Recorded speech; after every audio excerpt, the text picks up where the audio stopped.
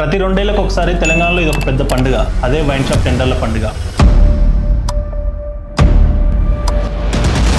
ఒకప్పుడు లక్షలు పెట్టి దరఖాస్తు చేయడానికి చాలా వేల మంది పోటీ పడేవారు. లైసెన్స్ వస్తే చాలు అనుకునేవారు. లాటరీ తగిలినట్టే భావించేవారు. కానీ ఈసారి కథ మారింది. ఆ సందడి లేదు, ఆ పోటీ లేదు. ప్రభుత్వం టెండర్లు పిలిచినా వ్యాపారులు ముందుకు రావడం లేదు. ఈసారి ప్రభుత్వం దరఖాస్తు ఫీను 2 లక్షల నుండి 3 లక్షల రూపాయలు పెంచింది. పైగా ఈ డబ్బు తిరిగి రాదు, అంటే నాన్ రిఫండబుల్. అయినా కేవలం ₹1,00,000 పెరిగినందుకే వ్యాపారులు వెనక్కి తగ్గుతున్నారా, లేక దీని వెనుక మనం చూడని ఏదైనా కారణాలు ఉన్నాయా? ఈ రోజు దీని వెనుక ఉన్న వాస్తవాలను చూద్దాం. మొదటిది రియల్ ఎస్టేట్. లిక్కర్ వ్యాపార బంధం తెలంగాణలో, ముఖ్యంగా హైదరాబాద్ చుట్టుపక్కల చాలా మందికి రియల్ ఎస్టేట్ వ్యాపారం ఒక ముఖ్యమైన ఆదాయ వనరు. ఈ రెండు వ్యాపారాలకు కనిపించిన ఒక బలమైన బంధం ఉంది. చాలా మంది వ్యాపారులు రియల్ ఎస్టేట్ లో వచ్చిన లాభాలను ఇక్కడ వైన్ షాప్ టెండర్ల కోసం పెట్టుబడిగా పెడతారు. భూమి అమ్మితో వచ్చిన డబ్బుతో కోట్ల రూపాయల లైసెన్స్ ఫీ కడతారు. కానీ గత కొంతకాలంగా హైదరాబాద్ రియల్ ఎస్టేట్ మార్కెట్ నెమ్మదించింది. అమ్మకాలు తగ్గాయి. డబ్బు చేతికి రావడం కష్టంగా మారింది. ఒక వ్యాపారం ఆగిపోయినప్పుడు దాని ప్రభావం రెండో దానిపైన పడుతుంది. భూముల మీద డబ్బులు ఆగిపోయినప్పుడు తిరిగి రాని 3 లక్షల రూపాయలను పనంగా పెట్టడం ఒక పెద్ద జూదం. వ్యాపారుల దగ్గర ధైర్యం, ధనం రెండు తగ్గడానికి ఇది ఒక ప్రధాన కారణం. రెండవ రీజన్, రాజకీయ మరియు విధానపరమైన అనిశ్చితికి వ్యాపారానికి కావాల్సిన లాభం మాత్రమే కాదు, స్థిరత్వం కూడా.